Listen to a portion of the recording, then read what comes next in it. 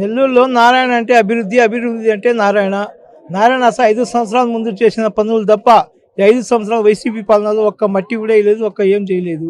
Narayana sir అంటే అభివృద్ధి కాబట్టి నారాయణ సార్కి ఇంత బలం ఉంది. పింఛన్ రాదు, వికలాంగులు హ్యాండిక్యాప్ పింఛన్ రాదు. సార్ మాత్రం బండి ఇచ్చారు నాకు. నారాయణ సార్ ఇచ్చింది పింఛన్. ఇది పర్సెంటేజ్ లేదంట. హ్యాండిక్యాప్ ఫైలేరియా ఉంటే పింఛన్ రాదు అని చెప్పారు.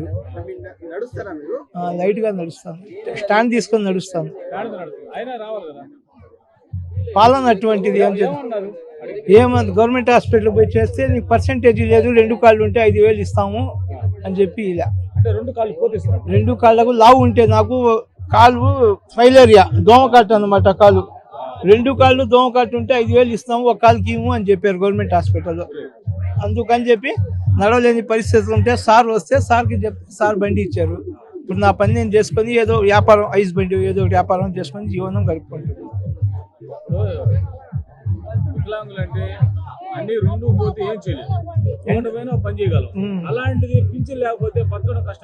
పాలన అటువంటిది, ప్రభుత్వం అటువంటిది, ఏం చేద్దాం. ప్రభుత్వం అటువంటిది. పేద మధ్యతరగతి కుటుంబాలు ఈ ప్రభుత్వంలో బతకలేము, వైసీపీ పాలనలో బతకలేము. బడా బాబులకే వాళ్ళు. వైసీపీ పాలన సంక్షేమ పథకాలు ఇస్తున్నాం, నవరత్న పథకాలు ఇస్తున్నాం, అందరికీ మేలు చేస్తాం చెప్తున్నారు. అందరికి ఇస్తున్నారు, మాకేం అందలేదు బాబు. నేను మా భార్య ఇద్దరమే ఉండేది. మాకు 18,000 రావు, నాకు పింఛన్ రాదు, ఏం లేదు. ఇచ్చే వాళ్ళకి పిల్లలు, బడి పిల్లలు వాళ్ళకి ఇసుకుంటున్నారు కానీ మాకు మాత్రం ఏమీ అందలే. నారాయణ సార్కి పక్కా. ఎందుకంటే బండి ఇచ్చారు సార్, రోడ్లు వేసారు. 5 సంవత్సరాల ముందు నారాయణ సార్ వేసిన రోడ్లు ఇవి కూడా. నారాయణ సార్ అంటే అభివృద్ధి, అభివృద్ధే చేస్తాడు కానీ ఒక విమర్శించాడు. నారాయణ సార్ అభివృద్ధి పనులే చేసుకొని పోతా ఉంటాడు. కాబట్టి సార్ వస్తే రోడ్లు గిడ్లు వేసి బాగుపడతామని చెప్పి సార్కి వేయాలనుకుంటున్నాను. 2024 ఎన్నికలు వస్తున్నాయి, మీ ఓటు ఎవరికి వేయాలి? తెలుగుదేశానికి వేయాలనుకుంటున్నాను. రోడ్డు డెవలప్ కనిపిస్తుంది, ఆయన మంచి చేస్తారు. ఆయన ఎడ్యుకేషన్ పిల్లలకి అందరికి మంచి ఇది చేస్తారు. పార్కులు కట్టించారు పిల్లలు ఆడుకోవడానికి. రోడ్డు పెద్దవాళ్ళంతా రోడ్డు మీద నడిచే మట్టి కొట్టుకోకుండా ఎంటు రోడ్లు వేశారు. అండర్ డ్రైనేజ్ పెట్టారు. ఎక్కడ చూసినా గుళ్ళ దగ్గర ఘాట్లు కట్టించారు, నెక్లెస్ రోడ్డు పెట్టించారు. అవన్నీ మనకి కళ్ళకు కనిపిస్తున్నాయి, డెవలప్ చూపిస్తున్నారు. కాబట్టి మేము తెలుగుదేశానికి ఓటేయాలనుకుంటున్నాం. అన్నీ ఒట్టి మాటలే, మాకు ఏమి ఇవ్వలేదు, మాకేం చేయలేదు. ఏదన్నా చూపిస్తే కరెంటు బిల్లులు చూపిస్తున్నారు. అసలు ఇంతవరకు మాకేమీ చేయలేదు ఆయన. మాకు నచ్చలేదు అసలు. ఆ రౌడీజం పరిపాలన మాకు వద్దు. ఎవరు ఏం చేస్తున్నారండి? ఏం చేశారు 5 ఏళ్లలో? ఎవరికి ఏం చేశారు? ఒక కరోనా టైంలో ఏమన్నా పట్టించుకున్నారా? ఒక కరోనా వచ్చినప్పుడు కరెంటు బిల్లులు కట్టొద్దు అని అన్నారు, కానీ మరుస నెలలో 3 నెలల బిల్లు కలిపి వడ్డీతో సహా కలిపెట్టారు. అసలు ఏ నెల ఆ నెల బిల్లు ఇస్తే వాళ్ళు కట్టుకుంటారు కదా. కరోనా టైంలో అందరూ రోగాన్ని మంచాన్ని పడి ఉంటే మీరు 3 నెలల బిల్లు కలిపి ఒకేసారి ఇస్తే కట్టగలరా? ప్రభుత్వం అధికారి ఉండి ఏం చేయాలి? కరోనా టైంలో అందరూ మంచాల మీద పడి ఉంటే ఆ టైంలో కరెంటు బిల్లులు మీరు ఇప్పుడు ఆపొద్దు, కట్టొద్దు అని చెప్పిన వాడు ఆపకుండా ఉండాలి, కట్టనీయకుండా ఉండాలి. లేదు అనేసి ఆపిచ్చేసి 3 నెలల బిల్లు ఒకేసారి వేస్తే నిరుపేదలు ఎట్ట కడతారు సార్? మాకేమి ఇవ్వలేదు సార్, మాకేం లేదు, ఏమి ఇవ్వలేదు. మా ఆయనకి పెరాలసిస్ వచ్చి ఇంట్లో ఉన్నాడు 3 ఏళ్ల నుంచి, ఏమీ లేదు.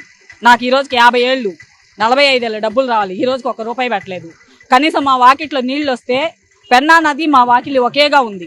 కావాలంటే ఈ రోజు వచ్చిన ఎవరు వచ్చినా చూపిస్తా, రూపాయి కూడా ఇవ్వలేదు. అది వాళ్ళకే తెలియాలి. అరాచక పాలన వాళ్ళ వరకు మిద్దినోళ్ళకి వాకిట్లో నీళ్లు రాని వాళ్ళకి కూడా డబ్బులు ఇచ్చాడు, వాళ్ళ వరకే చూసుకుంటారు. కనీసం రేషన్ బియ్యం కూడా సరే క్యూలో నిలబడ్డ వాళ్ళకి ఇవ్వడం లేదు, వాళ్ళకి ఇచ్చుకుంటున్నారు అక్కడ నిలబడి. పేరుకి ఇళ్లకాడికి బియ్యం ఇస్తున్నాము అంటున్నారు కానీ వాళ్ళ బండికి వ్యక్తికి ఆయన బంధువులు వాళ్ళు వస్తే ఏడాడోళ్ళు వచ్చి మన ఏరియాలో వచ్చి తీసుకొని పోతున్నారు.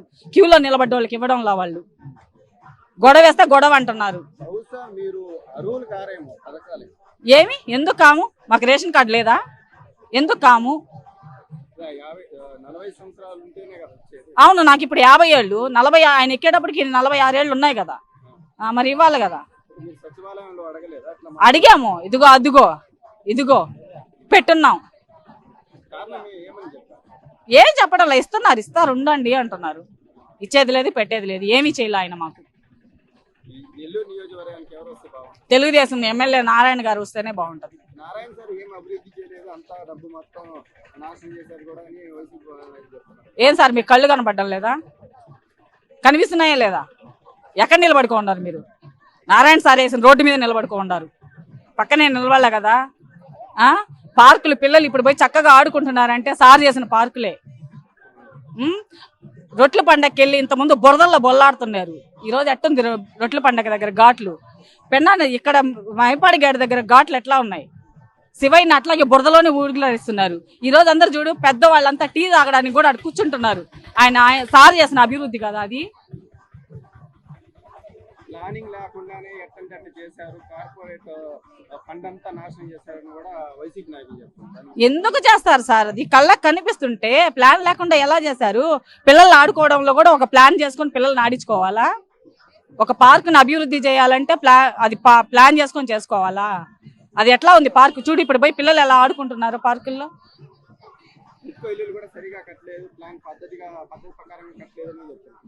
టిక్కో ఇల్లు ఎందుకు కట్టలేదు పద్ధతి ప్రకారంగా? నువ్వు అసలు ఇప్పటికి ఇచ్చావా టిక్కో ఇల్లుని? తాళాలు తుప్పు పట్టుకొని మూల పెట్టుకొని ఉండవు. నువ్వు ఇల్లు ఇచ్చి తర్వాత అడుగు తుప్పు పట్టిన ఇల్లు అని. దాన్ని ఆడ పక్కన పడేసావు కదా. చంద్రబాబు నాయుడు గారు వస్తేనే బాగుంటది. కుల మతాలు భేదాలు చూపించరు, ప్రతి ఒక్కరికి ఇస్తారు ఏది చేయాలన్నా. ఈ రోజు గత 5 సంవత్సరాలు ఏది ఇచ్చినా రేషన్ ఇచ్చినా తోఫా అందరికీ ఇచ్చారు, కుల మతాలని చూడలా. ఈ రోజు మాకేమీ లేవు. ఆయన ఏది చేయాలన్నా అందరికి ఇచ్చారు. నిరుపేదలు మిషన్ నేర్చుకోవాలన్నా మిషన్ నేర్పించారు, మిషన్లు ఇచ్చారు ఆయన. మీరేం చేశారు? సిద్ధం కార్యక్రమానికి జనాల్లోకి వచ్చి నాకు ఒక ఓట్లు వేయండి అని అడుగుతున్నారు. 2019లో తొలి ప్రమాణ స్వీకారం చేసిన తర్వాత మద్యపాన నిషేధం అని ఆ రోజు చెప్పారు. మద్యపాన నిషేధాన్ని చేసింది దేవుడికి కానీ మొత్తం లూటీ చేసి 1000 కోట్ల రూపాయలు తాడేపల్లి ప్యాలెస్కి పంపించారు. కాబట్టి ఈరోజు 1000 కోట్లు అప్పులు చేసి కూడా రాష్ట్రాన్ని భ్రష్టు పట్టించారు. ఈరోజు మద్యపాన నిషేధం చేస్తానని చెప్పొచ్చి ఆ పిచ్చి బ్రాండ్లు ఏమేమి బ్రాండ్లు తీసుకొచ్చి ప్రజల మాన ప్రాణాలతో ఆడుకుంటున్నారు. ప్రజల మహిళలు ఆ తెచ్చే పనులు లేక ఆ తెచ్చే డబ్బులు కూడా ఆ మందులు తాగేసి భర్తలు చనిపోయి భార్యలు మాంగళ్యాలు తెంచేసుకునే పరిస్థితికి వచ్చింది. ఈరోజు జగన్మోహన్ రెడ్డి గారు ఏ ముఖం పెట్టుకొని ఓట్లు అడగడానికి వస్తారు? అప్పుడంటే ఒక అవకాశం అని చెప్పారు, మోసం చేశారు. ఇప్పుడు మళ్ళీ వచ్చి ఏ ముఖం పెట్టుకొని వస్తారు? ఇంకా ఓట్లు అడగలేరు. చంద్రబాబు నాయుడు గారు ఒక విజనరీ నాయకుడు కాబట్టి ఆ రోజు ఒక సంపద సృష్టించి రాష్ట్రం విడిపోయిన 16,000 కోట్ల లోట బడ్జెట్లో ఉన్న రాష్ట్రాన్ని కూడా ఈ విధంగా తీసుకొచ్చి ఎక్కడ పెట్టా కూడా అభివృద్ధి సంక్షేమం అనే 2 కళ్ళుగా ఆ రోజు రాష్ట్రాన్ని పరిపాలించారు. ఇప్పుడు కూడా ప్రజలందరూ తెలుసుకున్నారు. చంద్రబాబు నాయుడు గారు అయితే ఇప్పుడుండే 12 లక్షల కోట్ల అప్పుల్లో చంద్రబాబు నాయుడు గారు సంపదను సృష్టించి రాష్ట్రాన్ని అభివృద్ధి చేయగల ఒక విజనన్న నాయకుడని జనాలందరూ నమ్ముతున్నారు. 2024 మే 13వ తేదీ జగన్మోహన్ రెడ్డిని నేరుగా పబ్బాడుకునేదానికి తాడేపల్లి ప్యాలెస్ తరివేస్తారు. చంద్రబాబు నాయుడు గారిని 2024 మే 13వ తేదీ అత్యధిక మెజారిటీతో చంద్రబాబు నాయుడు గారు సీఎం కుర్చీని అధిరోహించబోతున్నారు. మహిళలంతా తిరుగుబాటు ఎదురైంది. మహిళలే కాదు, రాష్ట్రం మొత్తం తిరుగుబాటు అయింది. జగన్మోహన్ రెడ్డికి నేరుగా ఇంక ఇంటికి పోవాల్సిందే. అతను మద్యపాన ఒకటి అంటున్నారు ప్రజలు కూడా. మద్యపాన నిషేధం అన్నారు. మద్యపాన నిషేధం ఎక్కడ చేశారు? మద్యపాన నిషేధం బ్రాండ్లు ఎక్కువ పెట్టి కానీ అమ్మితే వాళ్ళు డబ్బులు పెట్టి కొనలేక వాళ్ళే మానేస్తారని చెప్పి ఒకప్పుడు అన్నారు ఆయన. నువ్వు మంచి ముందు లేకపోయినా పిచ్చి ముందు అయినా అలవాటు పడ్డవాళ్ళు కాబట్టి తాగేసి వాళ్ళ కడుపుల్లో మంటలు అసలు ఏం బాధపడుతున్నారు. బాధపడి వాళ్ళు కుళ్ళి కుసించి చనిపోతున్నారు. ఆ ఉసురు కూడా మీకు ఊరికే కొట్టుకుంటుంది ఖచ్చితంగా. కాబట్టి ఇప్పటికన్నా ఇవన్నీ మానుకొని జనాల్లోకి వచ్చి మంచిగా ఓటు అడుగు.